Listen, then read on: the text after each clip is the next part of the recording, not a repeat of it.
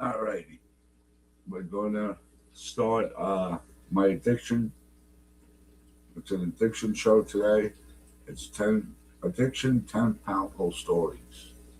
So hopefully everyone will enjoy it and get some knowledge out of it. Hi, I'm Ryan Reynolds, and welcome to my mountain television software demo stunt. Doesn't discriminate. It doesn't care how rich, how successful, how fit or good looking you are. It doesn't care if you deny having it, but if you are truly, indeed, a drug addict or an alcoholic, it will take you down every time. So true.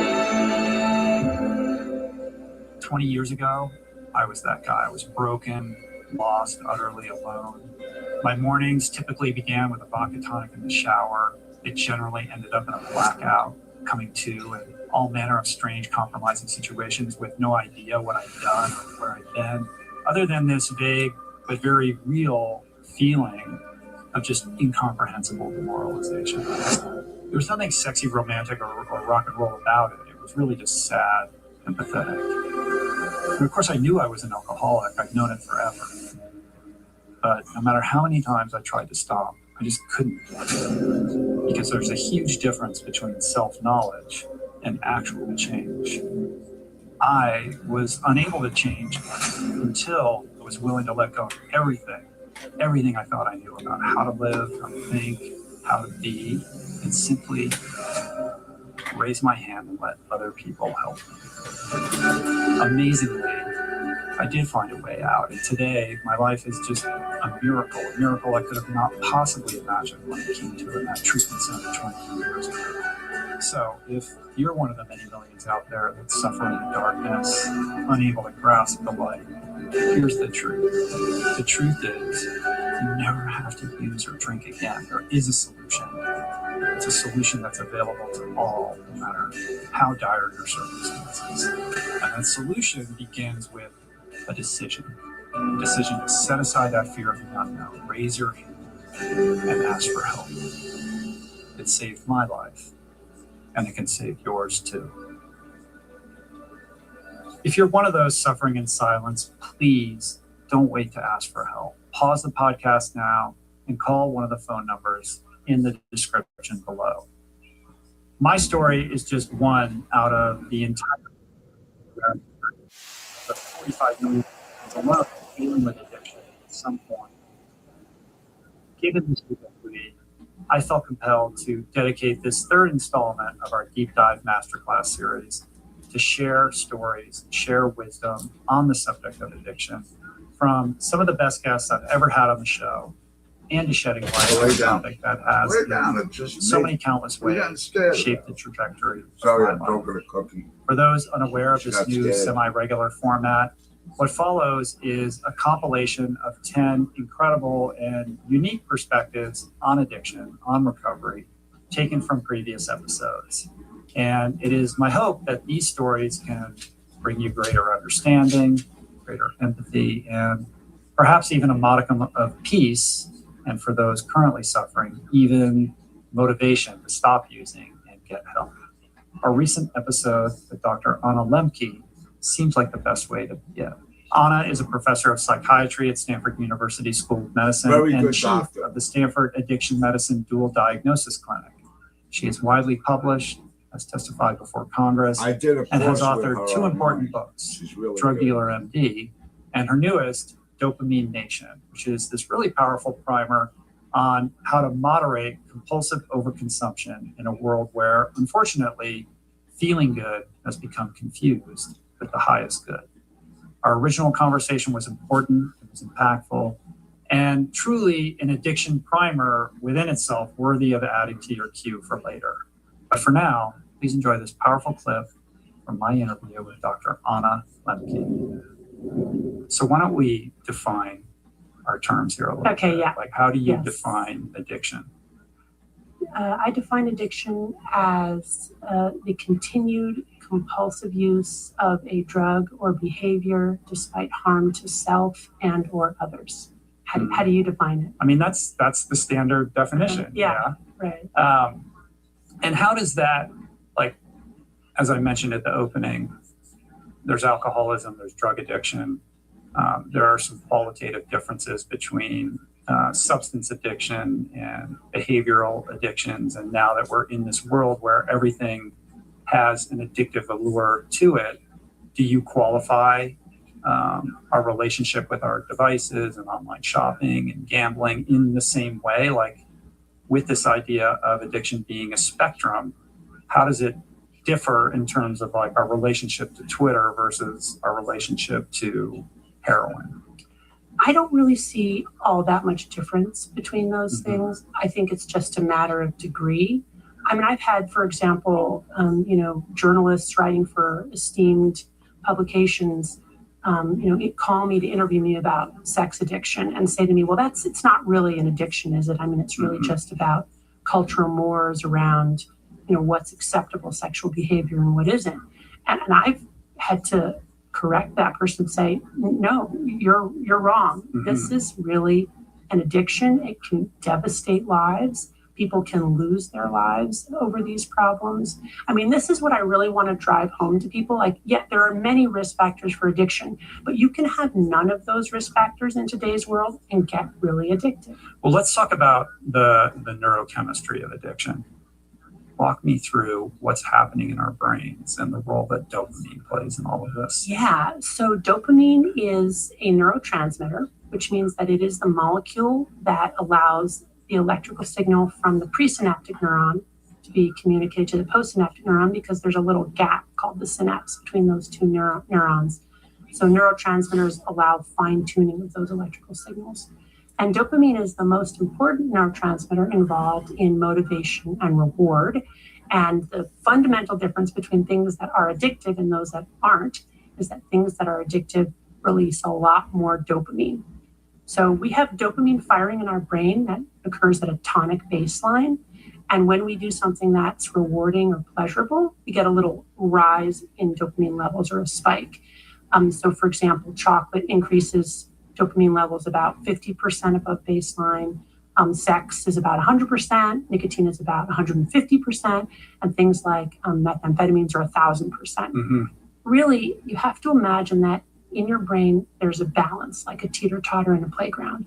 When we experience pleasure, the balance tips one way. When we experience pain, it tips the other. But one of the fundamental rules governing that balance is that it wants to remain level. So with any deviation from neutrality, the brain will work very hard to restore a level balance, or what's called homeostasis. So for example, if I do something pleasurable, like eat a piece of chocolate, I get a little tip to the side of pleasure, a little release of dopamine. But no sooner has that happened than my brain adapts to that phenomenon by downregulating my own dopamine receptors, downregulating my own dopamine transmission. And I imagine that as these little gremlins hopping on the pain side of the balance to bring it level again. But the thing about the gremlins is they like it on the balance, so they stay on until the balance is tipped an equal and opposite amount to the side of pain. And that's called the opponent process reaction, the hangover, the come down, the after effect. Now, and in my case, that's that moment of wanting another piece of chocolate. If I wait long enough, the gremlin hops off and balance is restored.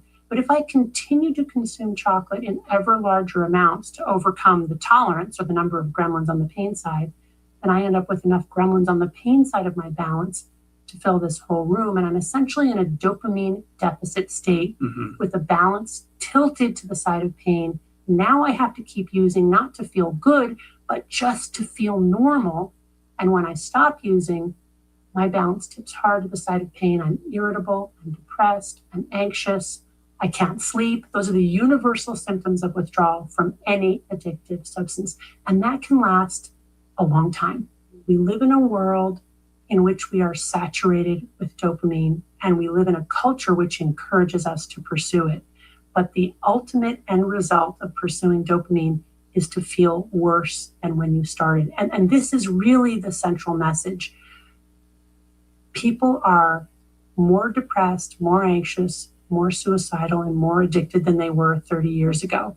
And I contend that one of the main reasons is because of this relentless pursuit of pleasure that essentially adjusts the dopamine levels, changes the hedonic or pleasure set point to make people anhedonic, meaning without joy. Yeah. And one curious thing for me, back to the neurochemistry, is why someone becomes, if this dopamine neurotransmitter pathway that you're speaking about seems to be a general quality of all humans, why do some people get addicted and why some people don't? And for example, like alcohol is my drug of choice, gambling, which debilitates a lot of people, carries no charge for me at all. Like I just couldn't be less interested in it. Like, how does that work? Is that where genetics and nurturing and all kinds of other things come into play?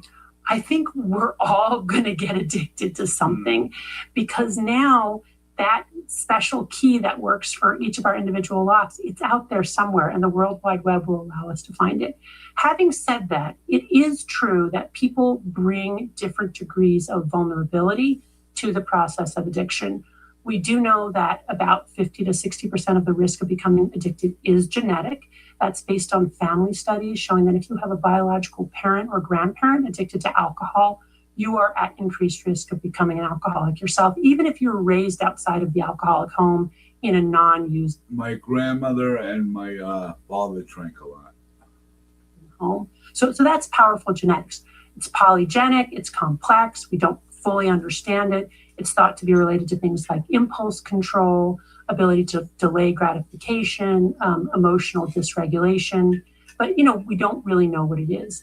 Other risk factors include co-occurring psychiatric disorders. People with psychiatric disorders are more likely to develop an addiction, and also how you were raised. If you had a traumatic experience, as we've talked about, that puts you at risk.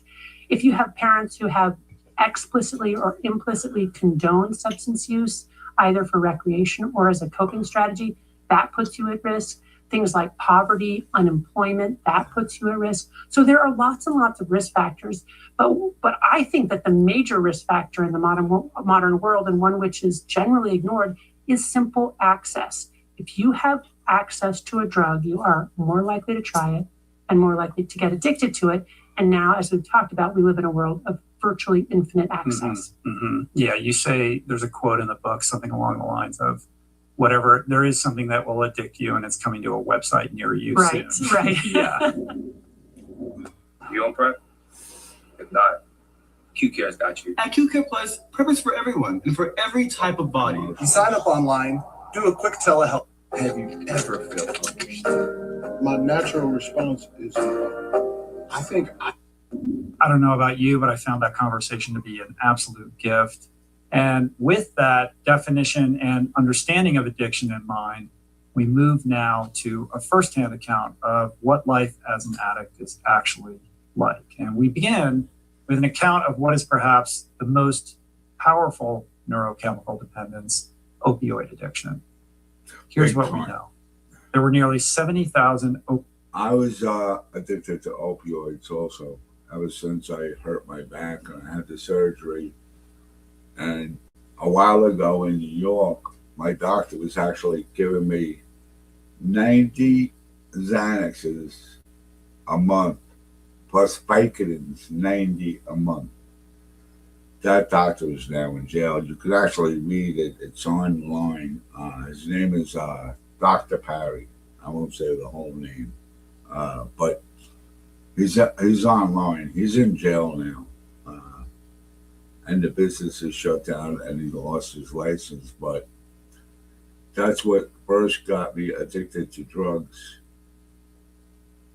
I was actually doing cocaine also, but it was more pills and cocaine. And I was just dabbling into crack.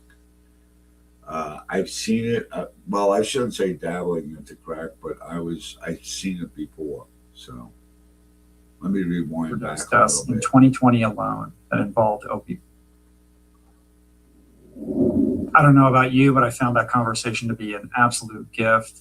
And with that definition and understanding of addiction in mind, we move now to a firsthand account of what life as an addict is actually like. And we begin with an account of what is perhaps the most powerful neurochemical dependence, opioid addiction. Here's what we know. There were nearly 70,000 overdose deaths in 2020 alone that involved opioids. Every hour of every day, 6 people in the US die from an opioid overdose. Opioid addiction is a tragic epidemic of untold proportions, and it's also precipitated this massive public health crisis, destroying millions of lives unnecessarily, while also taxing our economy at the rate of $78.5 billion per year. This next clip chronicles one man's journey into the depths of opioid addiction despair, and thankfully, his path to recovery. His name is Dan Perez. This is a kid who grew up awkward, a kid who was obsessed with magic. He also had this gift for the written word and this very shrewd eye for culture, which were talents that prematurely catapulted him to crazy heights in the fast-paced world of glossy magazine publishing, where he landed the coveted editor gig at Details magazine, all while harboring this secret, debilitating dependence on prescription Vicodin. But I'll let Dan tell the story. All right, well, let's get to the drugs. Yeah, It all starts with a cartwheel. it does. Man, I think men have done so many dumb fucking things over the years to impress women. I mean, countless. In my case, it was a cartwheel, which it's important to note I had never done before, and it looked as if I had never done one before because I came crashing down on the floor and hurt my back. And I went to see a doctor probably a day or two later and was prescribed Vicodin. And, that's how the seed was planted for me. Was it that thing where the first time you took it, you just knew? When I first took it, it did exactly what it was prescribed to do, which was Kill the pain. mellow out Yes. whatever pain Yeah. I was feeling. But it was only really a day or two later that I realized, oh, wow, this is how I want to feel, and you saw me like I just took a deep breath. Answer to every question I ever had. That is the truth. This is going to make me feel like me. This is what I need. Like I'm home. And it was the beginning of at least what I thought was like a really important love affair, if I'm being honest, Yeah. And it happened incredibly quick. And this quickly progresses. You get up to like 60 pills a day, and it becomes your primary occupation, trying to source and fill these scripts and make sure that your stash never runs out. I had never worked harder at anything in my life before that point. I had never been as committed to anything in my life before that point. Maintaining a supply of these pills was really my only focus. And I had a big job at Details at this point, and family and friends and trying to like manage relationships and things like that. But this was really the only thing that I paid any true attention to, which is fascinating in and of itself, right? Because here I was running this magazine and but this was really all I cared about. And so when you get up to, as I did, 60 Vicodin. I just want to say, if you are addicted to any kind of drugs, you can call 988. It's not just a suicide hotline. It's also a drug addict. It's an addiction hotline also. And I have definitely called them before. And they worked out. It was pretty good. I don't know how their depression department is, but their addiction department is really good. They calm me down so much. They've helped me through the years. I've been clean 5 years. April 4th of 2020, I think it is. I haven't done crack. There's no way I've done any sorts of crack. But believe me, I wanted to. Believe me, I wanted to. I actually still get nightmares of me doing crack. And actually, in my dream, I'm actually lighting the pipe and hearing the crackling. Now, if you ever done crack before, you'll hear it sizzling because it's melting, you're bubbling it. And I actually smelt it in my dream. I felt how high I was in my dream. And when I did wake up, I woke up in sweats and saying, oh, thank God it was a dream. Because it actually, in all reality, it felt like it was real. I thought I was really there. It didn't feel like no dream.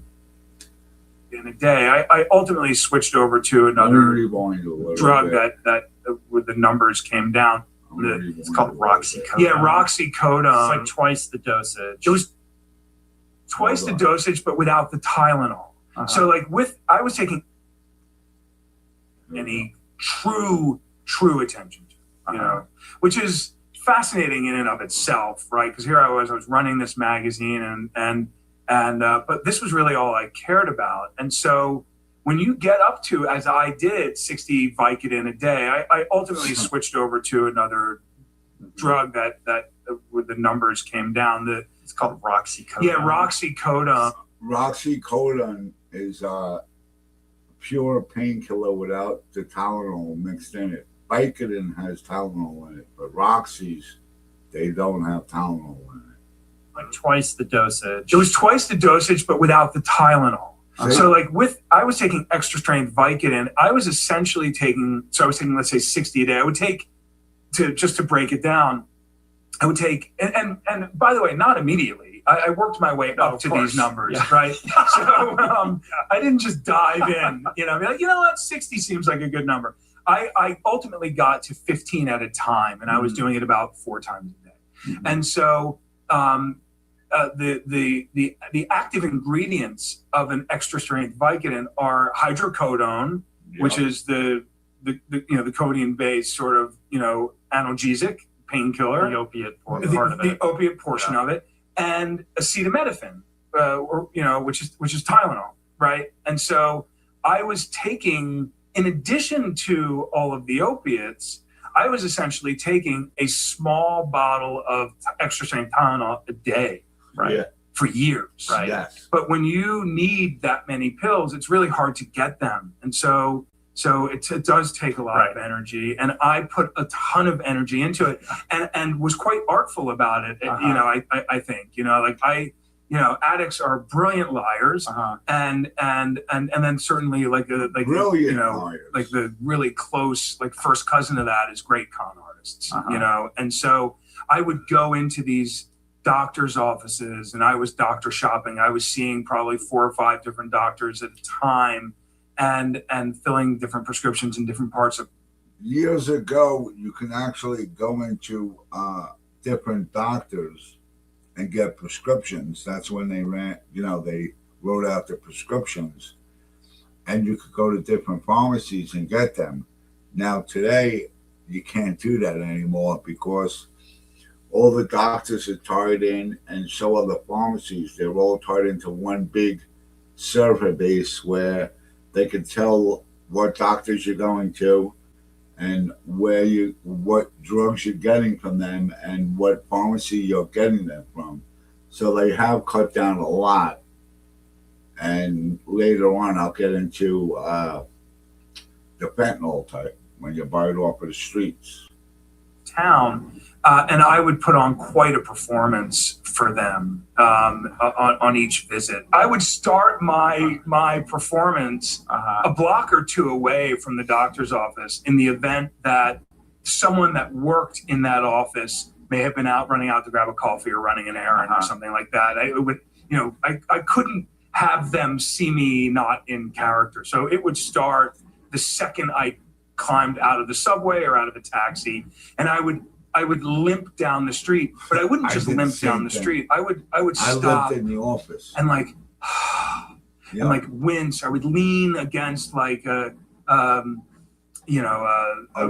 fire hydrant or whatever it was, you know, and catch my breath. Like I really committed to this performance. There were. It is funny, but it is, you know, it's sad and it's pathetic, Sad. and it's, Very you know, sad.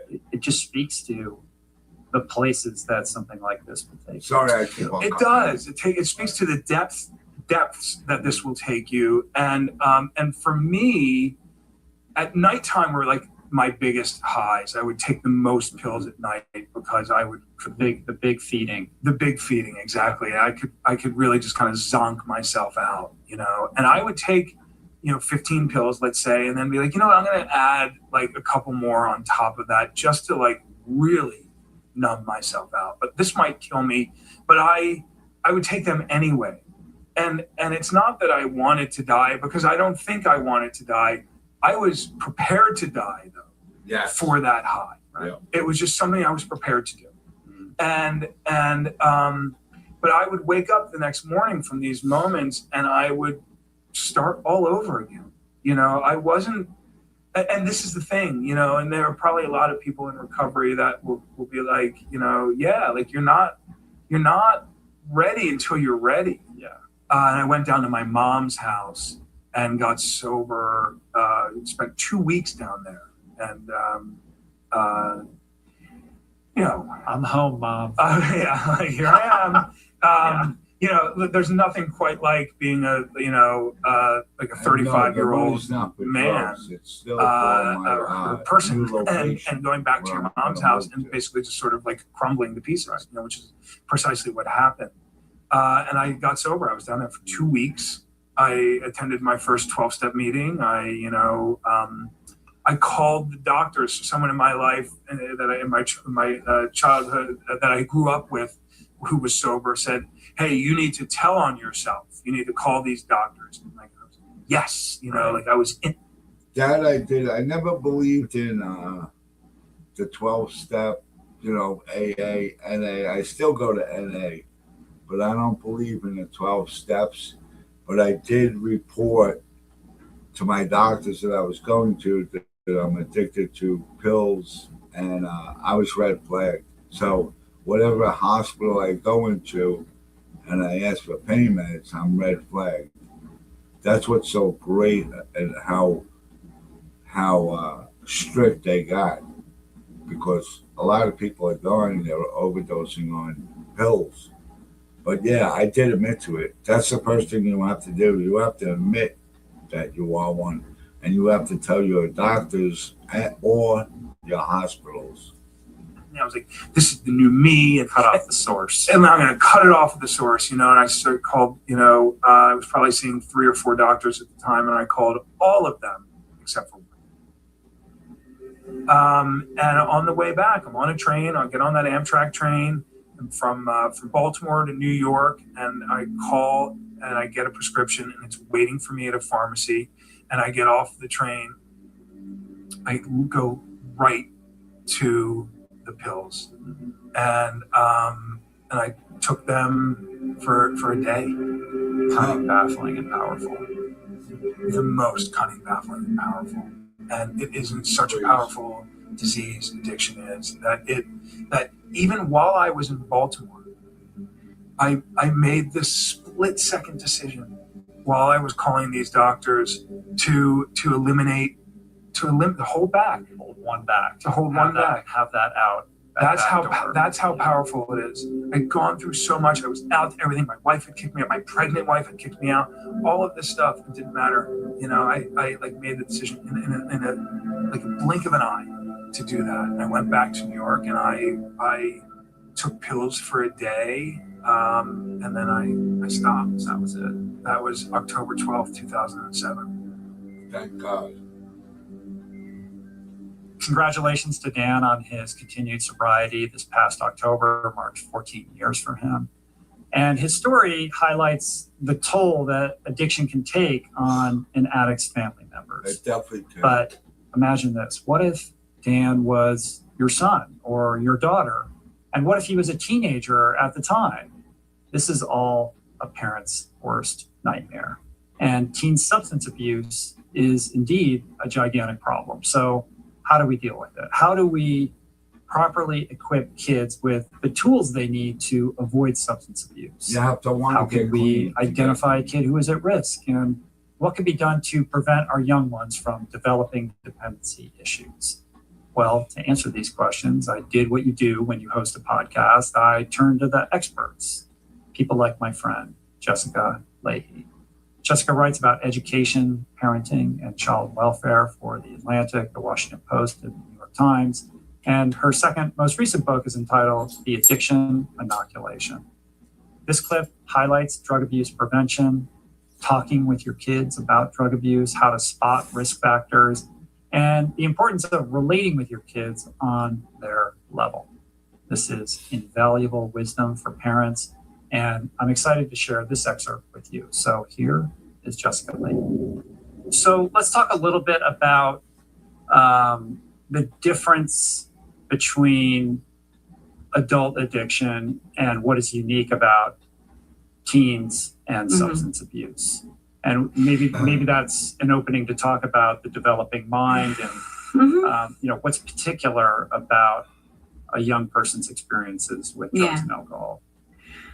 Adolescents from about, puberty to the early 20s are in this period of unmatched brain plasticity. The only time where the brain is developing at this rate is from birth to 2. So adolescence is so much is happening in their brains. They're not only wiring up the frontal lobe of their brain that hasn't been really online yet, which is where all that executive function, planning, schedules, all that stuff happens. Their sort of limbic system, lower brain stuff is sort of running the show right now. This is just starting to come online. Myelination is happening in the brains. Fatty sheath is going over the neurons. Synaptogenesis, synapses are just billions of synapses are happening, and there's no retakes on this, right? So if anything goes wrong during this period of incredible plasticity, can't go back and fix it. And that's why during adolescence, drugs and alcohol do some things to the brain that just don't happen later. Like there are risks to certain drugs and alcohol to everyone, but then there are greater risks for many of them because they mess with parts of the brain that are in the process of growing and adapting and connecting really, really quickly. So that's what makes it different. And then, a lot of people call substance abuse a developmental disorder because teenagers are also uniquely wired to want to go there, right? Yep. Novelty, risk. Yep. Kids, adolescents have baseline lower levels of dopamine than little kids or adults. So when teenagers tell you they're bored, probably really are, because their dopamine levels are just baseline lower. But man, drugs and alcohol really can fix that. So they're really in a place where, and also they're becoming, and that's scary. And not liking yourself is sort of a part of adolescence here and there. And drugs and alcohol can kind of fix that in the short term too. So talk a little bit about the factors that contribute to a young person being at risk, and how to identify when you see whether it's your own child or another child, like how you can kind of intuit that person might be walking a tightrope. What do I have today? Just that therapy appointment for inner child work at 11. Oh, it's stupid. I hate it. I just want to stay up late and hang out with my friends. So, keep it? Yeah. Smart. Planters nuts. Ah, nuts. When I heard that A1C jump from like 6.2 to 9.8, oh my goodness, I really gotta get my life together. It never really sat right with me, leaving him alone all the time. He's such an important part of my life, but I didn't realize there was another option. The data show that if you are the kind of parent that is consistently messaging total abstinence until 21, until it is legal to drink or use pot or whatever the thing is, then your child is less likely to have substance use disorder during their lifetime. Now, as someone who always comes at statistics and data with a question mark in my head, I say, well, except it would be the parents that have the total abstinence agenda whose kids would have less access to blah, blah, blah, blah, blah. But either way, the reason I bring that up is that the parents who are like, okay, well, I just want them to be safe. So as long as they're doing it in the basement and they're not driving, it's okay. Or if I take the keys, or if they're, as long as they're here in the home, or, I want to give them a sip so that they can grow up to be like those Europeans that have the really sort of moderate, they're not overusing, they're drinking and just having enough, and it's a part of the lifetime, their life and meals and stuff like that. Just a The little problem bit is gains that to a sort of lot. European romantic myth of raising a moderate drinker it's not true.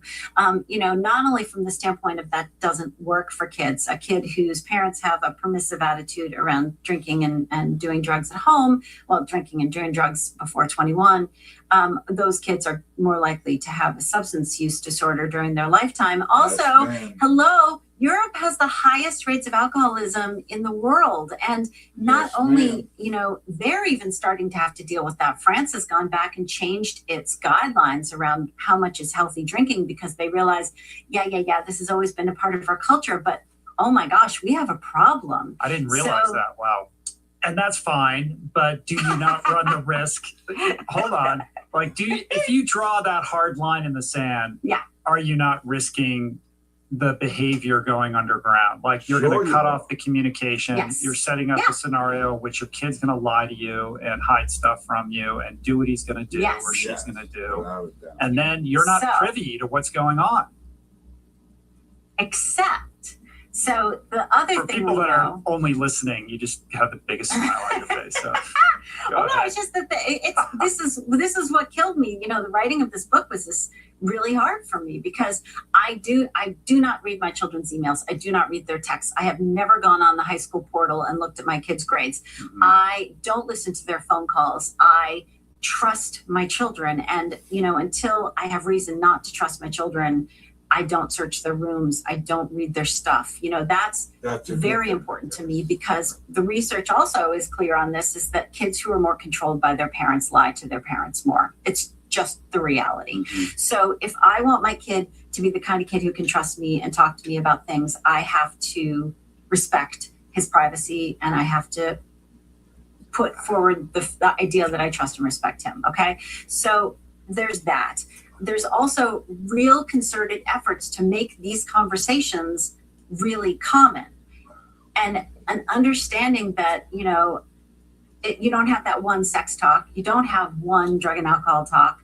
And my kids, just last semester, he was in a biology class and the teacher asked the kids, how often do your parents talk to you about substance abuse? And Finn was like, oh my God, when does my parent not talk to me about substance abuse? Mm-hmm. So we're having a ton of conversations about it all the time. We're very open about those things. And in order to get to that place where I feel like they can trust me to talk to me, I have to be there to listen to all the other stuff that interests them that isn't necessarily the stuff I want to hear. I have to respect them.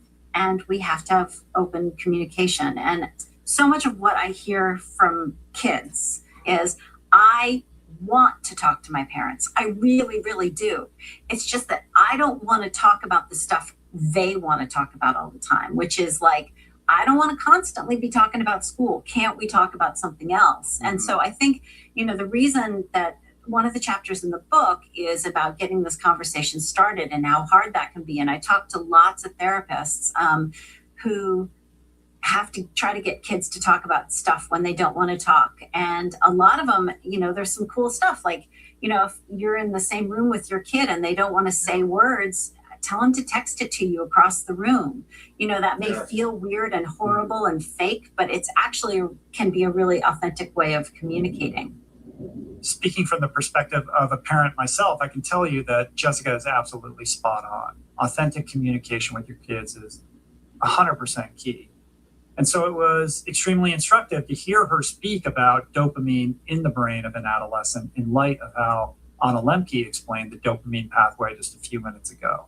It gave me a whole new appreciation for the need teens and young adults have for novelty, which is a specific compulsion that practically defines my next guest. We're gonna go to this. Mentality creates reality. I've seen it in my own life, and I believe in blessings because I am one. Brandon Novak, a former professional skateboarder and TV star from shows like Viva La Band and Jackass. What was it like going from living on the streets, homeless, eating out of trash cans, to now you're a TV star? In reality, I was never more fucked with my brain because I knew no matter how much I loved what I had at that moment, it was only temporary. And I always knew within that one of two things were going to happen. That either I was going to get sober or I was going to die in the process of trying to Either get sober.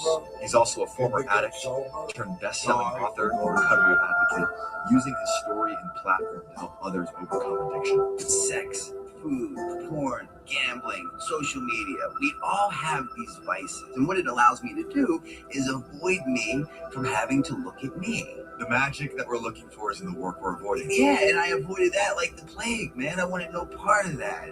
What were the things that you did that you feel like were the most important to rebuilding yourself? I stopped talking and then just started walking. And then ultimately what happened was my walk started to become my talk because my behaviors were changing.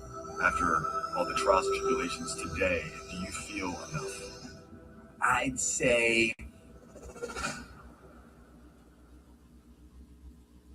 what with my addiction, my recovery addiction, I don't want to go outside. I don't feel safe. I don't want to meet new people. I need positive people in my life. And for me, like here in Tennessee, I don't want to meet new people.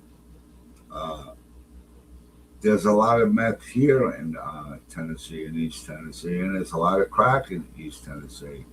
And I don't want to get involved with those people. I know it's not good to stay in the house all the time, so I'll walk on the property when I take Cookie out, or I just stay in my bedroom with Cookie. It's not good, but what do you got said now? That helps my recovery. So let's get back to Brandon. You have a very interesting life, and like you had a lot of success early on, like way younger than most, right? By 14 years old, you were signed professional skateboarder. I think you were discovered by Stacy Peralta. You know, I don't know, 15, 16, you're in a Gatorade commercial with Michael Jordan, you know, representing the skaters. Like you had so much success early on. What do you attribute that to? Like, why did you have so much success so early? Was it just pure God-given talent? Was it your work ethic? What made you so incredible that young? I believe I was blessed to find my God-given talent. You might be the best ping pong player in the world, but God might not see fit to put a paddle in your hand. Therefore, it just goes unrecognized. Life is all in retrospect and lived forward and learned backwards. I got my first skateboard at like 7. And prior to that, I could care less about skateboarding. Didn't look at it, didn't think. One more interruption. I want to be just like Brandon Novak. I want to speak like him. I want to get involved with speaking to people. A lot of my friends, well, one of my friends, good friends now, says that I'm not ready yet, but this is really what I want to do. I want to be a speaker against drugs. I want to be Brandon Novak. Actually, on my bucket list, I would love to meet him. I really would. I didn't even know it existed. I came from a pretty rough home life. My father was he was a Hell's Angel. He never held a job a day in his life, and he kind of taught me one thing, and that was if and when I went to prison, how to conduct myself.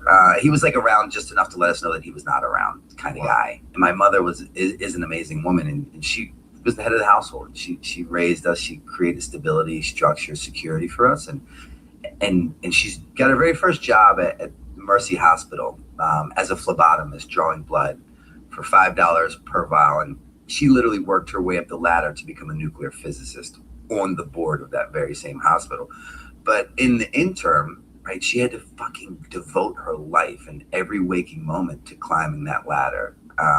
So therefore, she didn't really want to leave me home with my father because needless to say, his behaviors were rather like erratic and sporadic and anything could happen at any moment. So my sister and brother kind of raised me, and my sister would live in Ocean City, Maryland every summer, and they would send me down there with her. And one day she said, "Hey, I'm going to the skate park to see this guy." She takes me to the skate park with her to see this guy. This guy is realistically probably just trying to bang my sister. So he gives me his skateboard, and literally, and the moment that board touched my hand, like I knew that this was what I was going to do for the rest of my life. What was that feeling like? It was like blinders on. I had tunnel vision. At that exact moment, schooling was not important. Plan B, a trait or an option, was not relevant. Like, I knew that this was going to be the thing that I did, despite any and all adverse consequences that were ever going to come my way. And I did it. And that skateboard did for me later on what I spent a lot of money and everything I cared about on, which was drugs, took over with and shut this off. It just quieted my brain. And I did it. And through doing it, skateboarding raised me. It put a safeguard around me. It made me feel welcomed. It made me feel loved. It made me feel part of, and it taught me these core values in life that literally I've been blessed to build my structure on today, which is failure is not an option. The word no is unacceptable. You know, like skateboarders, we get a trick in our mind and we try it for days, weeks, months, years. And we're not like, oh, maybe. We do it until we can't do it anymore. And that ideology and mentality carried over into later on, I'm sure we'll get into, but like my sobriety, my recovery, and just adversities as a whole in life. You know, it put me around good people. It got me out of my house. And it gave me this drive and this like a purpose. Yeah, that I didn't know was there or existed prior to. So you just had this monomaniacal focus, blinders on skateboarding. There was no plan B since you were 7 years old. Nothing mattered. Nothing else mattered. Women didn't matter. Like riding a bike, picking up a baseball. Like nothing mattered. All I thought about was skateboarding. Was that in some way an escape from the chaos of your home, where you could just dive into skating and just black out everything else? Yeah. Because although, you know, I never blame my outcome on anyone else today, but at the time as a child, before I knew better, I wanted to find some kind of joy. And my mother did the best that she could with my brother and sister to provide that, and they did on a lot of days. But I came from a household where you never knew what was going to happen when my father walked through the door. So skateboarding was the predictable thing that you could count on. Yeah. It was your I could hang my hat on it. You could hang your hat on it. I could rely on it. I could depend on it. It was in your control too. It was fucking everything that my father wasn't, if you think about it. And I don't want to make this like a poor me thing, because it's not. But it was the context that laid the foundation for who you became. It was the only thing that was really consistent in my life. Yeah. You know, the home that we slept in was not consistent because we never knew like if we were gonna have to run in the middle of the night. Why was that? Just because the way my father carried himself and the things that he did to us and to my mother. There was like threat of violence all the time. Yeah, verbally, you know, sometimes physically, always mentally. And that, you know, I was kind of in a weird way being shifted and shaped and molded and almost groomed to become like the insane drug addict that I became later. Because ironically enough, everything that I did in my life was to prove a point of why I will never be him, right? Like everything that I excelled in, whether it was skateboarding, whether it was like, you know, the Jackass stuff, the writing of the book stuff, like it was to prove why I would never be that bum of a man. And then ironically enough, I made him look like a walk on the park on a Sunday morning, right? Like it was like chump change. And we end up manifesting our greatest fears. Totally. And that's life, you know, and thank God that I went down the path that I did, because without that, I wouldn't be the child of God that I am today. Yeah. You know, I had to, it was a necessity for me to endure those rather uncomfortable and undesirable situations. Yeah. Because what I didn't know then that I know now was just me being divinely inconvenienced. That's all it is. What was it like? Because you're skating, you're in love with the process, you know, you love this as a craft, but then, you know, at 14, 15, I believe you go professional. Now I never turned pro while skating, which is the ironic thing about it. So I'm growing up in Baltimore, and I'm with another pro skater by the name of Bucky Lasik, who's a legend. And he took me under his wing, and he kind of recognized the talent and skill that I possessed, and he ultimately allowed me to enter into this amazing world. And I got sponsored by PAL, and I'm doing like sponsored by Gatorade, and I'm doing this, you know, promotional stuff for Gatorade, and right as I'm designing my proto shape and pro model board, like I'm designing prototype shapes of what would work, a little off the tail, a little more on the nose, a little less concave. Right as I'm in that process, I decided that the logical thing be to pursue heroin. Like literally, like the key to the castle is in the lock, and I'm opening the door, and I'm like, yeah, nah, I'm cool. It's some form of self-sabotage, right? Like you have the most bright career in front of you. Everything's lining up. What do you think made you go the other way? What I believe wholeheartely is that I was genetically predisposed, right? Like my father was a drug addict and alcoholic, and his father was a drug addict and alcoholic. My mother, my brother, my sister, and brother and sister were by a different man, right? None of them had an issue, right? So that paired with the upbringing that I was experiencing, you know, selling drugs with my father, doing drugs with my father, going on drug runs with him as a child, watching him conduct his business at the strip joints. You know, it was ultimately like creating a recipe for just that. Wow. Fucking disaster. That's crazy. So all those and I didn't understand what I didn't know at the time, which is how progressive, cunning, baffling, and insidious addiction is. Right? It progressively gets worse. So what age did the addiction begin? It around 16. Around 16. It kicked in. As I'm designing my pro model. So you kind of leave skating behind. You go down this path of just constant drug abuse and all that. When did Jackass come about? Jackass, I can't tell you the exact time or year, but how it happened, how it came to play was I'm in a really bad way. I'm homeless. I'm in Baltimore. I'm shooting dope, and things just don't look good. My mother's kind of already slowly preparing for my death. I can't quite grasp this thing called recovery. And I avoid skateboarding like the plague, right? Like the woman that got away, the thing that hurt my heart the most. So anytime I see a skater, I cringe. All that unused potential. Yeah, like right. All these things that could have been. And now I'm like deep in the depths of despair of addiction, homeless, fucking, you know, eating out of trash cans, sleeping in abandoned houses. And so I avoid it like the fucking plague. But on very rare occasions when times get insanely tough, I'll stumble into this skate shop and I'll ask them for some money. And I'm telling you, I really avoid that like at all costs. But the worst feeling. Yeah, this day was one of those really bad days. And I stumble into the skate shop and I said, hey, I give them the sad story, and they want no part of it. And they're like, but hey, Bam was here yesterday and he was doing a demo with the skate shop and he asked if we saw you, and we said rarely. And he left his number and he said, if you want to get clean and you want to move up to Pennsylvania with him, call him. So I take the number. A few days later, I call him. He answers, and that night I'm on a Greyhound bus from Baltimore to Pennsylvania, and he allows me to move into his house, and he puts me on the TV show Viva La Bam. And the rules are that like I can drink, I can do blow, but I can't do any opiates or anything like that. Because you know when I'm doing blow, I'm fun. I can talk, I can socially interact. When I'm doing heroin or any kind of pills in that form, I fall asleep mid conversation. I try to steal your wallet in your car, shit like that. I'm not very controllable, and then I total things and break stuff, and he didn't understand addiction at the time, so that made sense to him, and I get that.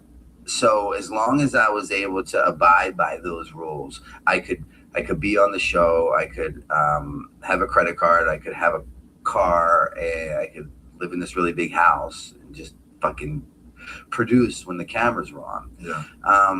And that then led into Jackass. And this whole time though, you're still constantly on drugs. Yeah. You kind of have to be for the kind of content in the. Well, which is what really helped me in a weird way, because how? I was the guy that would do any stunt, and I mean like any stunt, you name it, like I'm in. And they're like, what the fuck is wrong with you? So if you weigh the scales of justice here, prior to me ending up in this position to become a household name, to make good money and really prolong my addiction, if you look at it, I'm homeless. I'm sleeping in a shooting gallery in West Baltimore. I'm like letting men blow me for heroin. Like I am living on this animalistic level.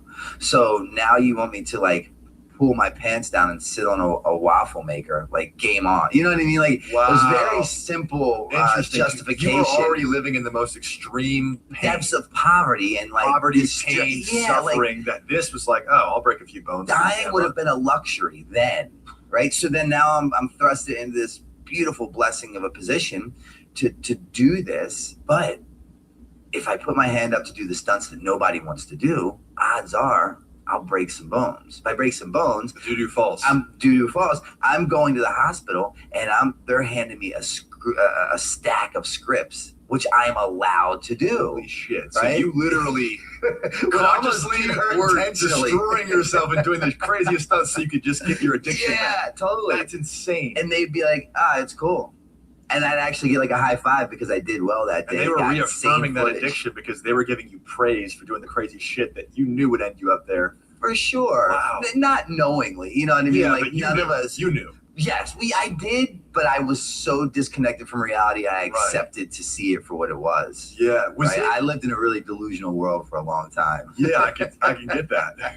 What was it like going from living on the streets, homeless, eating out of trash cans, to now you're a TV star? Yeah. Now you're like a household name. Like I was watching Jackass as a kid, and I loved that show. I was like, these guys are awesome. You know. Well, the thing is, how was that like dealing with the fame and the notoriety for coming from that contrast? And I'm not trying to give a shameless plug here, but this conversation isn't nearly long enough to like encompass the whole reality of it. And that book that I told you about, The Streets of Baltimore, I really get in the depths of the psychology of an addict and alcoholic. And during those times where most people would be like, fuck, that's it. Like, and from outside perspectives, people thought that I really had a grasp on this thing called reality, which in itself is an acquired taste anyway. So they, people thought that I had done things that would equate to success, happiness, maybe even dream of doing. But in reality, I was never more fucked in my brain because I knew I was starting to understand the gravity and magnitude of my addiction and alcoholism. And no matter how much I loved what I had at that moment, it was only temporary, because my addiction was absolutely going to make me make terrible decisions, which would then allow this whole deal to crumble. And then I'm back where I started, which is even worse, because it's like, imagine having the taste of a very blessed, beautiful life and the high life of things, to then in the blink of an eye being thrusted back to Baltimore City with no money, trying to figure out where you're going to sleep tonight. Literally that quick. Because like, is that what actually happened, or was that a fear? Oh, multiple times. So they kicked you off the show? Yeah, off the show and out of the house. Because like, and rightfully so, if anyone was doing to me what I was doing then at that time, I'd fucking kill you, right? Like, and it wasn't that I was a bad person that did bad things. Quite the contrary. And this is for all addicts and alcoholics. We're really good people that are diagnosed with a terrible disease that makes us make terrible decisions. My mother, the most important person to me in this world, couldn't love anyone more in my life. But God forbid I wake up ill and I need $10 for a bag of heroin, and she's standing between me and that bag.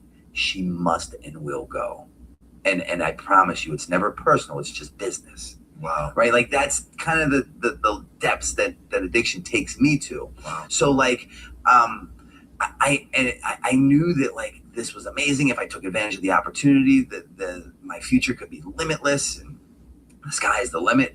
But I also knew that like I was going to continue to steal. I was going to continue to lie. I was going to continue to overdose. I was going to continue to like not deliver what I am hired to do.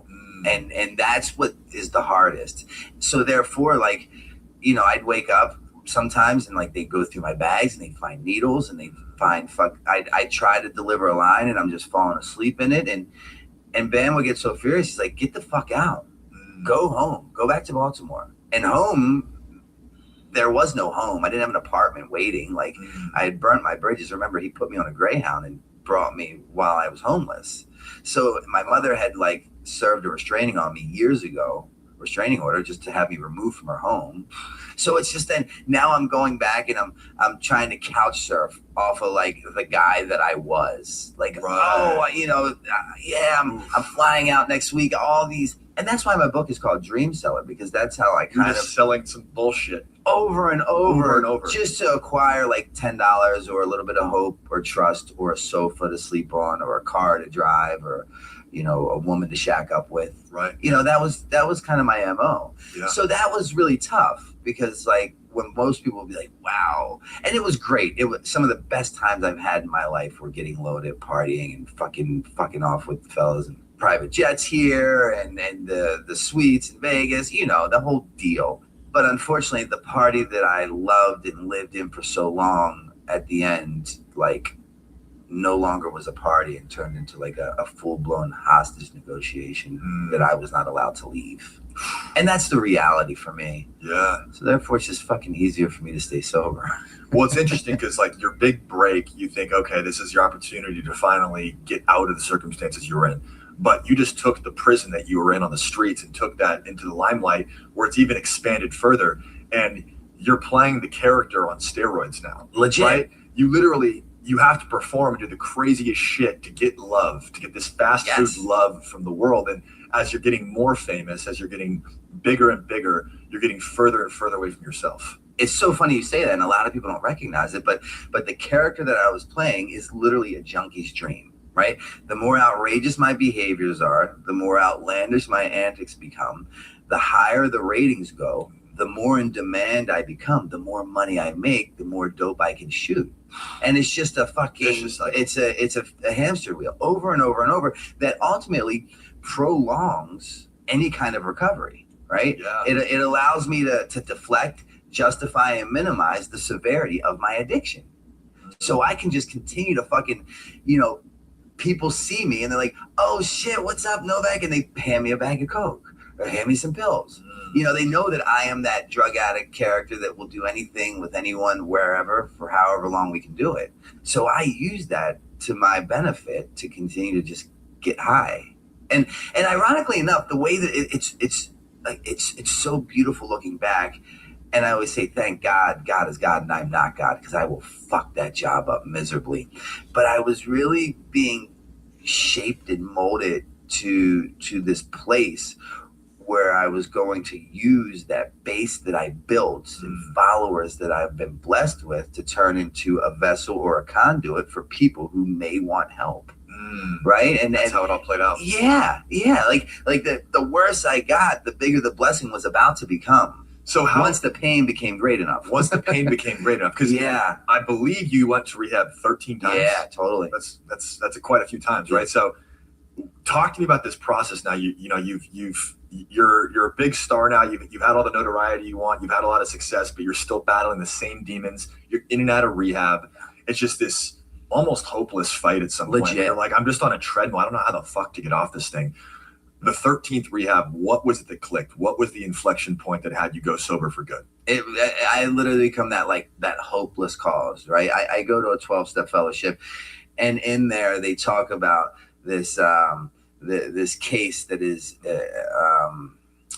inconstitutionally incapable of being honest with themselves or others is a hopeless situation. And that's what I was doing. It didn't matter if I could get honest with you. I just couldn't get honest with the most important person in the equation, which was me, right? Because I have this alcoholic brain that lies to me in my own voice and always makes me believe the unbelievable, right? And as an addict or an alcoholic, the job of that disease is to deflect, justify, and minimize the severity of the situation at hand. It keeps me very disconnected from reality. And long enough with that disconnection, the abnormal becomes the normal. So you and I, we stare at this painting and we see two completely different fucking things in the same room, same seat, two totally different perspectives.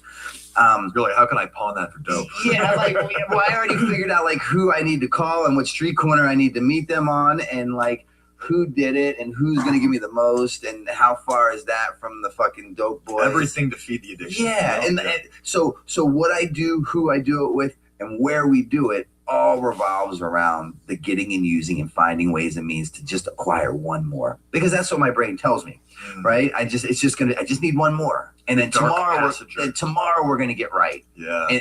And I believe when I say tomorrow is the day. I believe it. How many times did you say that? I've lost count. But then, tomorrow's going to be the day. I just got to get right now. And I get right now. And then I wake up tomorrow and I repeat yesterday's actions. And I'm stuck in Groundhog's Day for 21 years. Right. So now I have this brain that lies to me. So it's not like your voice appears in my brain and you're like, oh, Novak, you've been sober 10 years. You can have a glass of wine. And I'm like, fuck you, stranger danger. It's my voice in my head that tells me you've been sober over 10 years. Everything that brought you into recovery, right? The lack of finance, the lack of romance, the lack of money, the lack of opportunity, the lack of business, I have in abundance. And so those very same things that created the pain, which provided the willingness to do what I had never done, which was reach out and ask for help, if I'm not careful, can be the very same things that take me back out, because my brain will tell me you're different. Life is different. You've acquired the knowledge. Ignorance is no longer bliss, right? Like you can overcome these obstacles.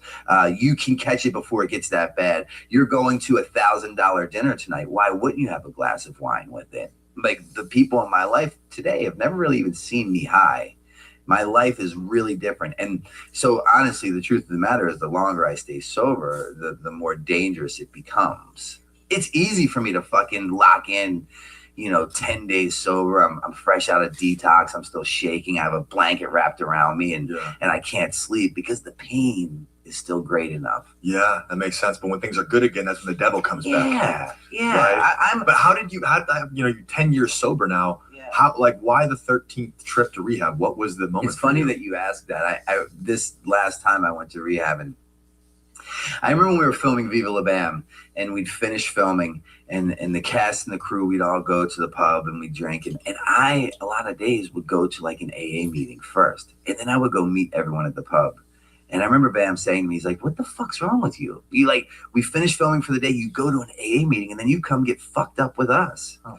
And I always knew within that one of two things were going to happen, because I'm an intelligent individual. I have the wherewithal to understand that like living on the streets with a needle hanging out of my arm is not the right way to go. That either I was going to get sober or I was going to die in the process of trying to buy an overdose. Right? Like I wasn't happy with just being a fucking drug addict, alcoholic the rest of my life. Like I knew that wasn't what it was for. I end up going to that last treatment center, and I get out, number 13, and I get out. And I have about 3 or 4 months sober right now. And people are like, whoa, he actually like really might do this. Like this might be something that sticks. And I see Bam, and he goes, why the fuck treatment center number 13? He's like, why not 12, 10, 9, 6, 4, 3, 2, 1? Why 13? He said, what, did you have like a meeting with God? And I didn't tell him because he wasn't in the place to grasp it. But in my mind, I'm like, yeah, I actually did. I did. And I did. And what happened was, nothing changed from treatment center number 1 to number 13. The information or rhetoric that they delivered to me was just recycled. It came at different places, by different faces and different voices. What changed was me. I matured. I was evolving. I had failed so many times that how I got to where I'm at today is simply processed through elimination, but backwards. Meaning that I failed so miserably bad for so long at everything I tried. Ultimately, the last thing I tried was the first thing that worked. And it was the thing that they had been suggesting the whole time. Which was? Simply fucking the common denominator in my problems are me. Yes. If I get the fuck out of my way, I might stand a chance. I can't do this thing alone. He can.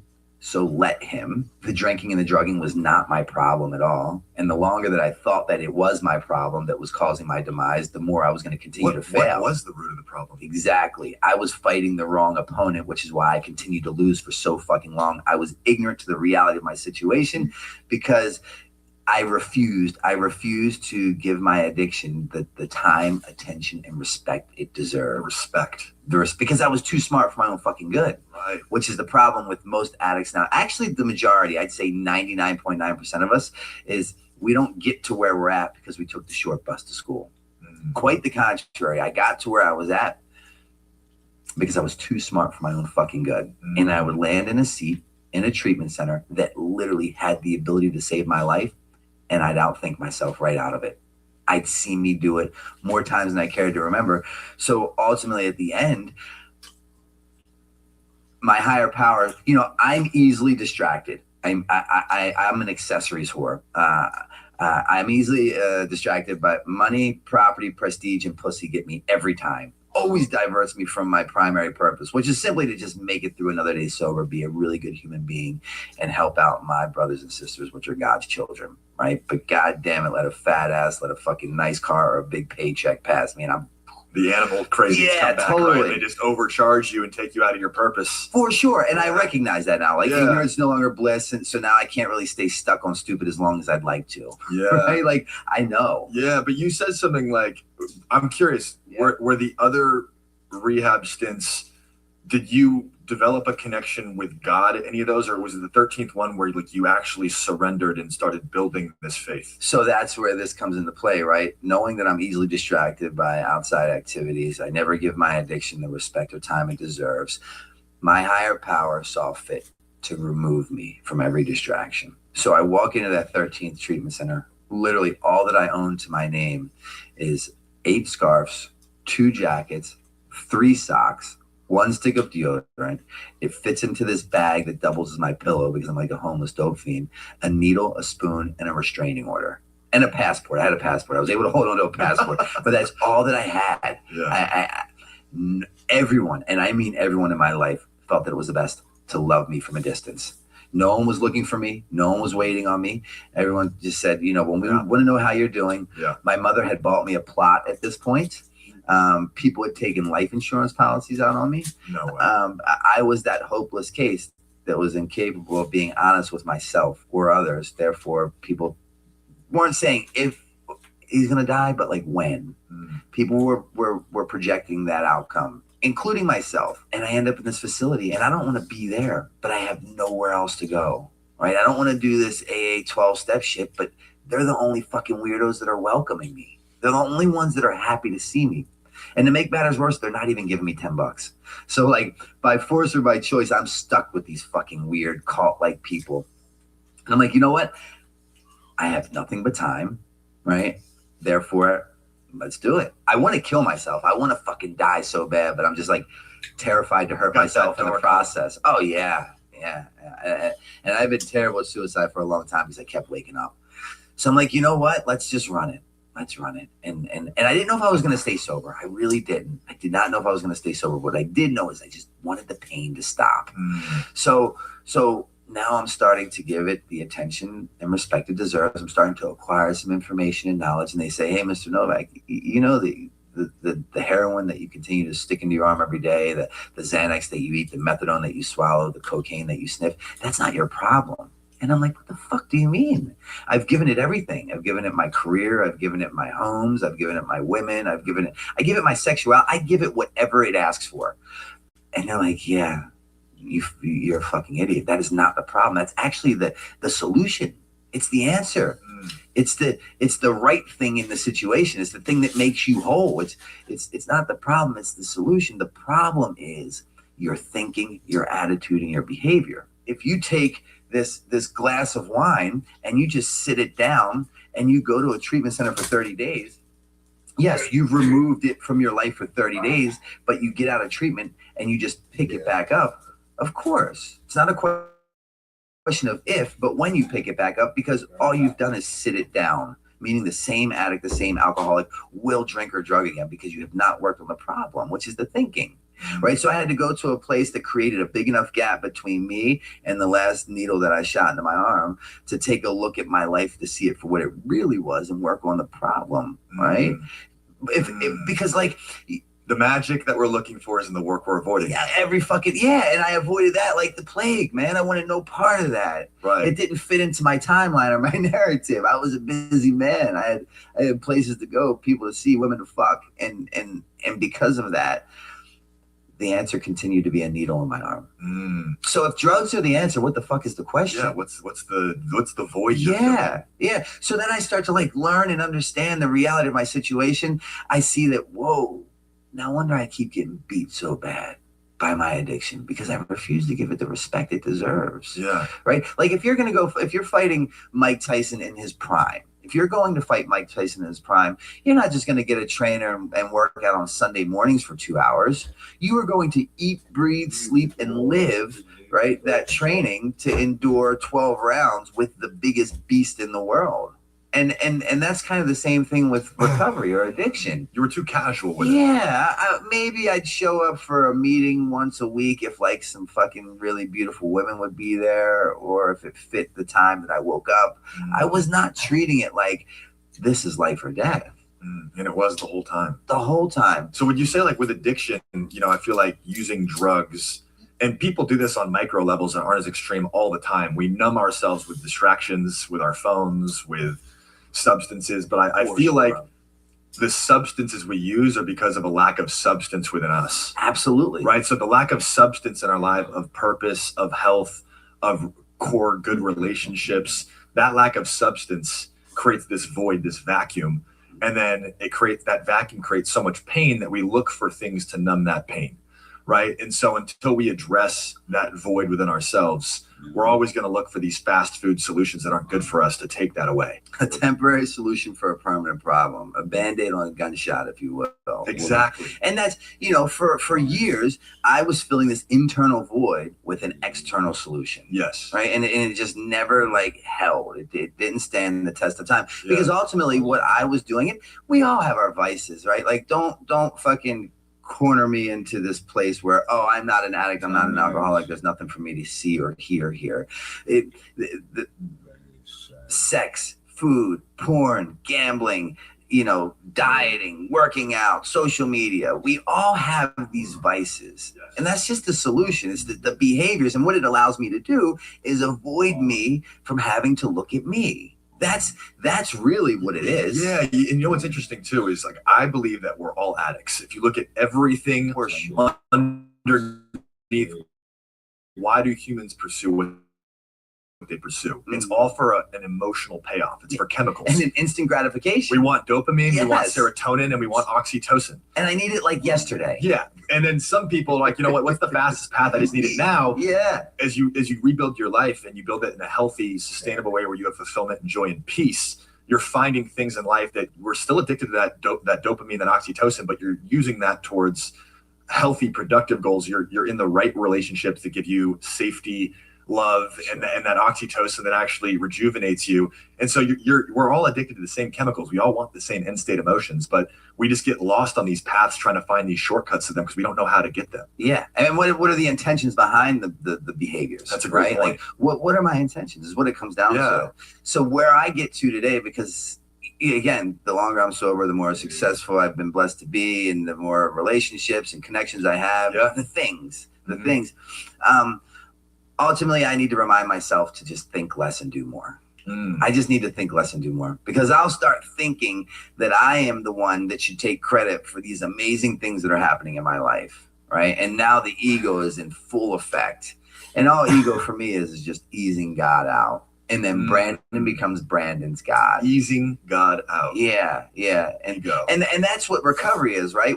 Because the core of my disease is that I'm selfish and I'm self-centered. Meaning that everything in my life is me, and 2 seconds for you, but only if it's going to benefit me, right? It's all transactional, and it has to benefit the way that I feel and the outcomes that I'm projecting that I deserve. I. The definition of recovery is just to think a little bit less about me and a little bit more about you. Yeah. The opposite of addiction is connection. Therefore, community, like family, is vital. I can't do this alone.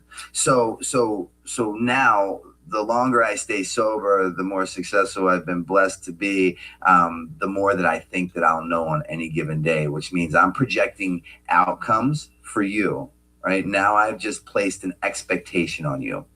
All I've done in placing this expectation on you is set myself up for an unfulfilled resentment, because you will not live up to my expectations. I don't even live up to my own fucking expectations.